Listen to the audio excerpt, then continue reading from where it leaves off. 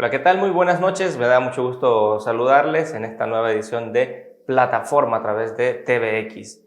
Estamos aquí de nuevo para pensar un rato junto a ustedes en los diferentes temas de interés para todo nuestro país. Hoy, jueves 18 de junio del año 2020. Ayer fue el Día del Padre. Un abrazo para todos los padres.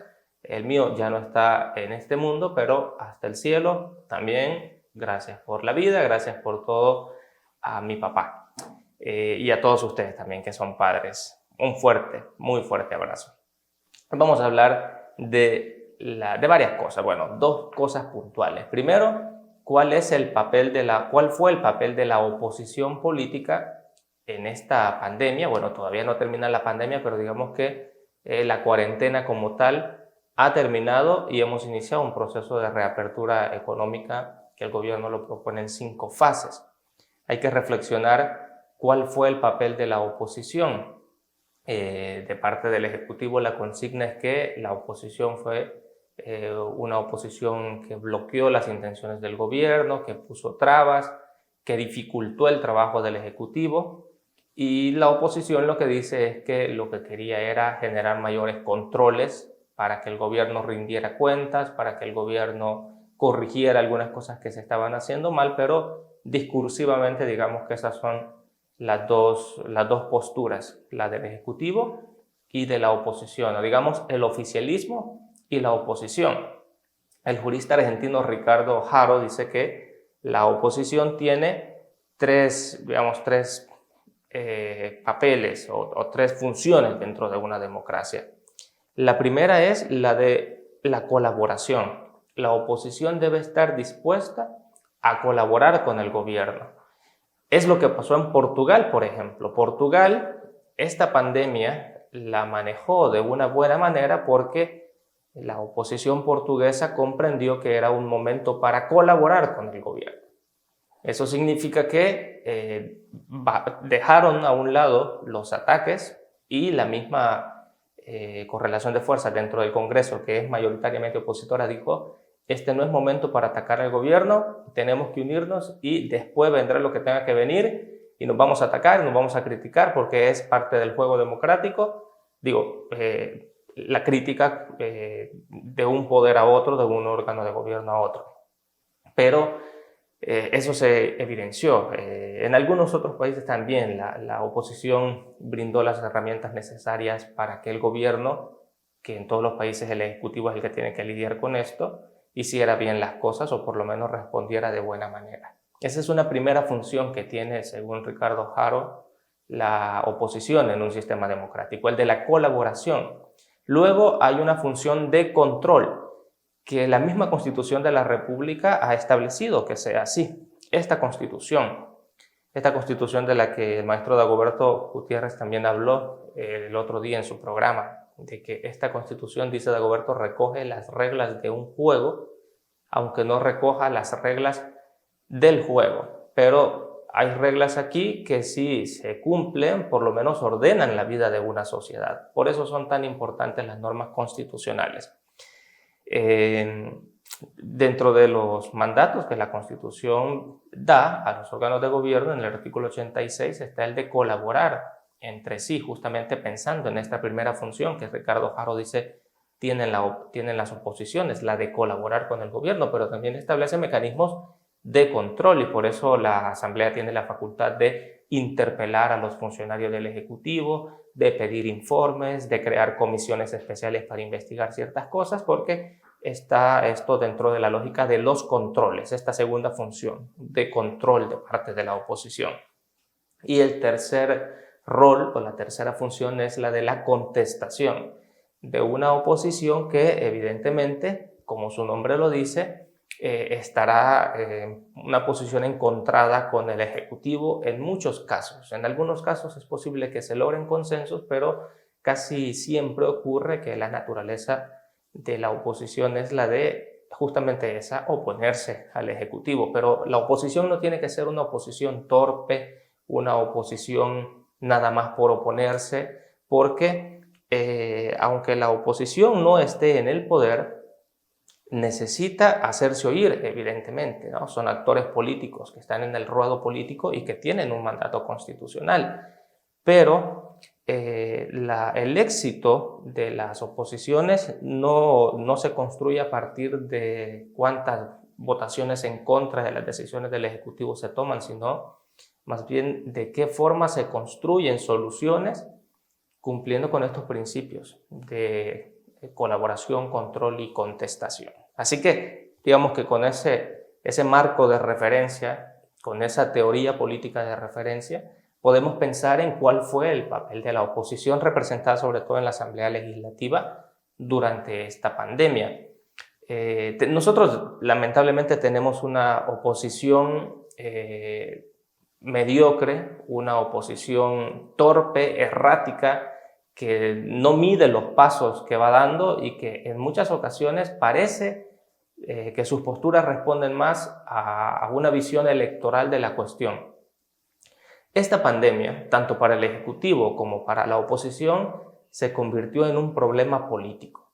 Y al ser un problema político, lo que se tenía en la mirada era el calendario electoral y sobre todo esa fecha 28 de febrero del 2021. Esa fecha ha significado muchísimo a la hora de sentarse a discutir los temas de los cuerpos normativos que iban a regular la cuarentena. Estoy diciendo que el tema electoral cruzó toda la discusión sobre el tratamiento a la pandemia. Lamentablemente fue así. Aunque al principio el mismo presidente de la República reconoció en la última cadena nacional, era más fácil ponerse de acuerdo. Todos estaban de acuerdo en que había que decretar una cuarentena. Así se hizo. Incluso se aprobó un régimen de excepción, una limitación de garantías constitucionales. Es decir, que la Asamblea al principio tuvo ese rol de colaboración con el Ejecutivo. Brindó las herramientas y luego las quejas de parte de la Asamblea vinieron porque el Ejecutivo no estaba rindiendo cuentas, porque el Ejecutivo estaba cometiendo algunos errores según la visión de los diputados y había que corregir eso. Entonces ahí comenzó la fricción, comenzó el choque de poderes que nos tiene hoy día en esta crisis política muy grave de entrampamiento, de falta de construcción de consensos, y podemos echar culpas, podemos decir que la culpa es de uno o es del otro, pero desde una ciudadanía crítica lo que tenemos que exigir es que ambas posturas tienen que ceder en algo y tiene que encontrarse un punto común. Insisto en que la oposición nuestra, o la oposición que tenemos en el mapa político, es una oposición altamente desprestigiada, errática y miope.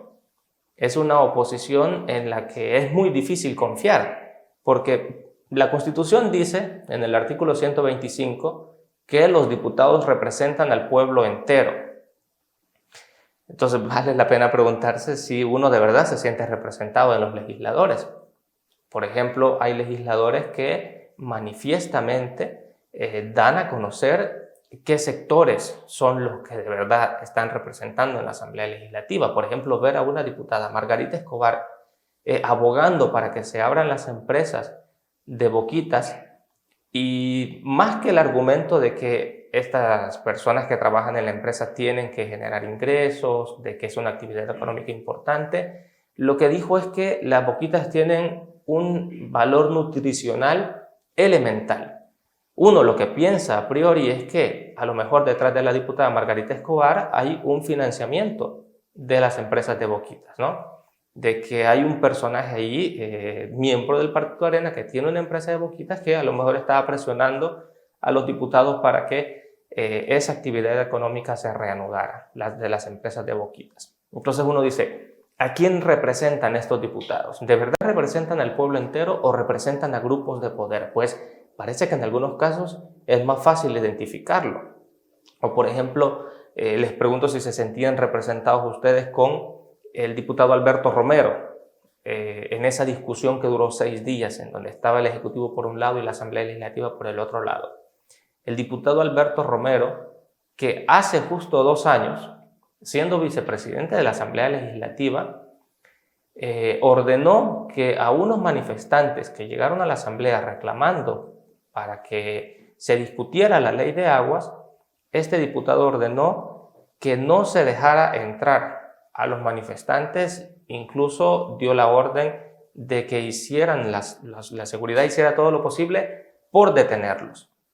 Es decir, podemos en cuestión de 2 años abandonar, digamos, la idea de que Alberto Romero representa a ciertos grupos de poder y ahora representa al pueblo. Pues eso es muy difícil de creérselo. Uno entiende que estos diputados, muchos de estos diputados tienen una agenda clara, tienen sus patrocinadores, tienen aquellas personas que les financian las campañas y tienen que responder a eso, evidentemente, en las discusiones que generan, en los temas que posicionan, en sus posturas, en la Asamblea Legislativa. Esta gente responde a ciertos intereses. Así es que es muy difícil confiar en que la oposición es muy bien intencionada y que lo que quiere es transparencia, que lo que quiere es el respeto a los derechos fundamentales, y uno puede entender que discursivamente eso, digamos que puede tener un buen planteamiento, pero uno no se lo traga tan fácilmente.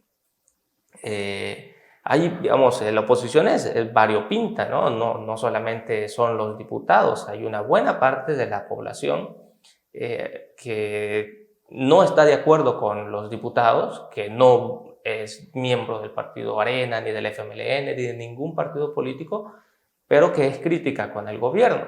Y el mismo presidente lo dijo en la cadena nacional, ¿no? Él dijo, hay gente que no está de acuerdo con nosotros, y está bien, dijo él. Pero lo que yo no entiendo es cómo pueden apoyar a Arena y al FMLN. Pues hay gente que no apoya ni al gobierno, pero tampoco apoya a estos partidos políticos, porque más que estar en contra de un color o de un actor político, a lo que se critica es a la falta de transparencia, a la corrupción, a la incapacidad, a la improvisación. En contra de eso estamos, más allá de estar en contra de un color político determinado. Así es que digamos que el papel de la oposición en una democracia es fundamental. Tratar de anular digamos, ese rol es muy peligroso, porque la democracia está construida de esa manera. Tienen que existir esos controles, y los diputados, es cierto, están muy desprestigiados, y si la gente no los quiere, que no los voten en el 2021. Bueno, esos diputados que van a tener en este año, en su último periodo, digamos, en la Asamblea Legislativa. Así es que esos son los mecanismos, ¿no? La misma ciudadanía tiene también mecanismos de control a través de las elecciones. No votar por ellos porque considera la gente que es una oposición que bloquea al presidente Bukele. Pero ellos tienen el deber de ejercer control, pero también de colaborar.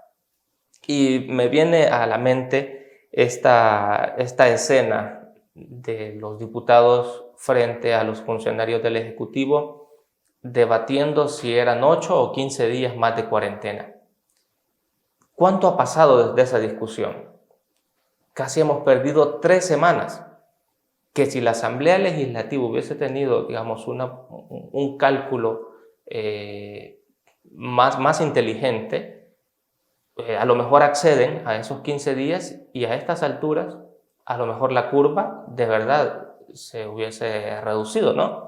Pero nos hemos pasado 3 semanas en pleitos políticos, mientras la cuarentena cada vez era más irrespetada, cumplía menos su rol, pero la actividad económica tampoco se reanudaba. Es decir, que tuvimos 3 semanas perdidas completamente. Y en una pandemia, en una crisis como esta, cada hora, cada día es importante. Por tanto, podemos decir que hay responsabilidad de parte de ambos actores, porque se cerraron en sus posturas y no construyeron consensos.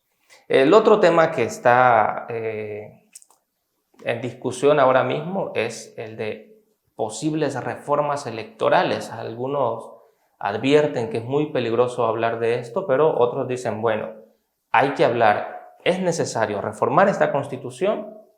¿Sí o no? Porque esta Constitución tiene algunas cosas que en la realidad no se cumplen, hay algunas instituciones creadas por esta Constitución o que están reguladas en esta Constitución que necesitan repensarse, por ejemplo, la Corte de Cuentas, el Tribunal Supremo Electoral en cuanto a separar las funciones jurisdiccionales de las administrativas.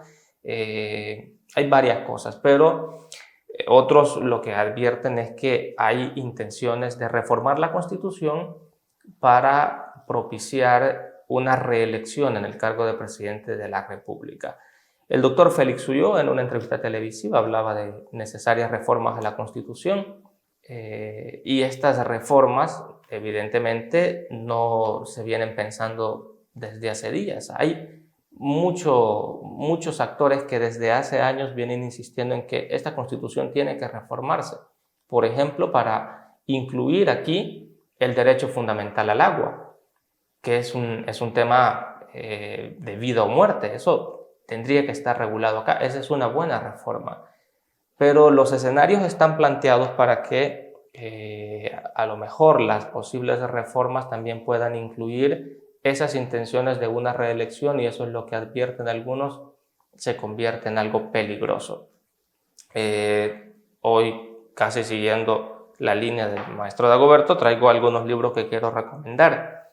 Este es uno que se llama La persona, la fe y la revolución, y es justamente de Dagoberto Gutiérrez. Él es el autor de este libro. De hecho, tengo ahí su firma, que me lo regaló en marzo del 2012, y he marcado aquí algunas cosas que me parecen de interés. En la página 67 de este libro: los ilegales hacen la historia constitucional, y sugiere Dagoberto que los distintos contenidos jurídicos que se recogen en esta Constitución, antes de llegar a ser parte del texto constitucional, tuvieron que pasar por un proceso de discusión política, y en algunos casos las reformas no vienen de forma pacífica.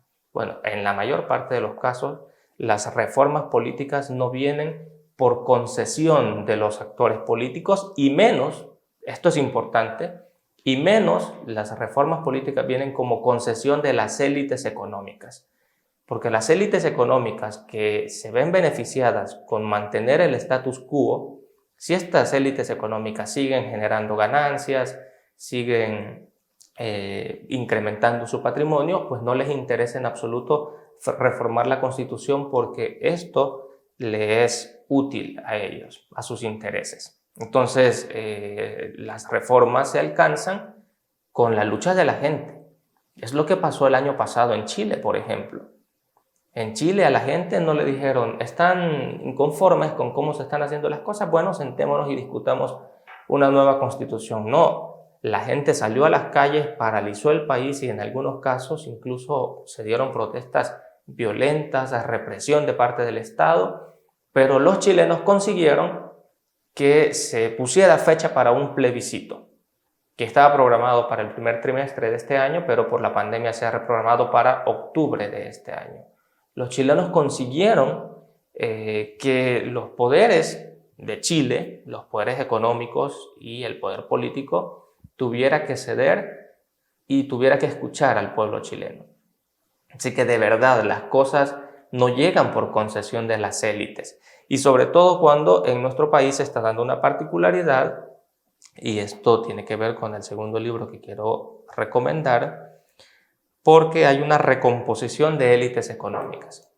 Digamos que en el fondo de la discusión política, o digamos, en el fondo de todo, está una recomposición de élites, y esto significa que, como ha explicado Dagoberto Gutiérrez en algunos casos, en algunos programas, siempre hay una clase dominante, pero no siempre hay una clase dirigente.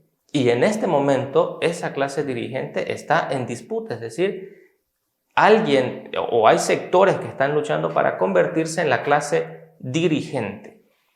Y hay un artículo muy interesante que quiero recomendar, que es de Carlos Martínez Labuizón, colgado en El Faro, sobre las dinastías Meléndez Quiñones y la comparación que hace Carlos, más bien es Juan Martínez, sobre la familia Bukele.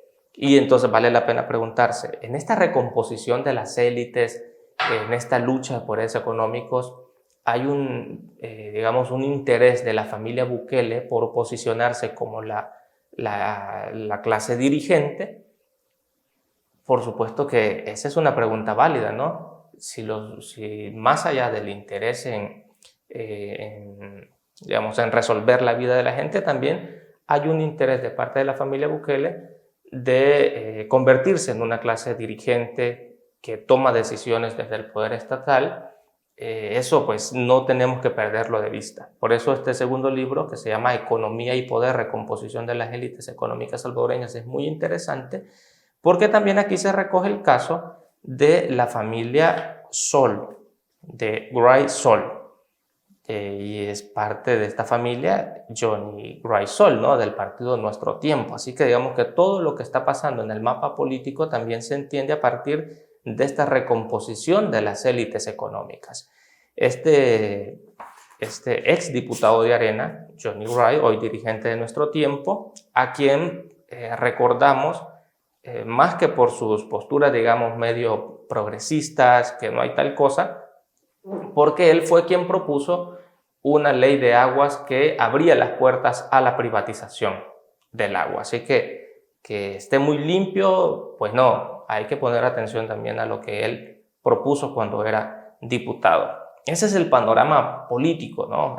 Digamos, el panorama político tenemos que entenderlo a partir de esa recomposición también de las élites económicas salvadoreñas. Y para cerrar, quiero recomendar este otro libro del doctor Álvaro Artiga, Una sociedad según el corazón de Dios, que es como un libro que recoge el pensamiento de Monseñor Romero, y el doctor lo sistematiza también en 10 principios que debemos tomar en cuenta para construir una sociedad como la que Monseñor Romero soñó, una sociedad en la que nos comprendamos como hermanos, siendo solidarios, propiciando igualdad, y sobre todo estos principios tenemos que estudiarlos en esta nueva realidad que demanda de mucha solidaridad, de mucho acompañamiento, de mucha comprensión, porque lo que viene es duro, es muy duro lo que viene y tenemos que estar conscientes de eso. Debemos apoyarnos, debemos estar ahí para acompañar a nuestros hermanos también. Un fuerte abrazo para todos, que la pasen muy bien y nos encontramos aquí en Plataforma en una próxima ocasión.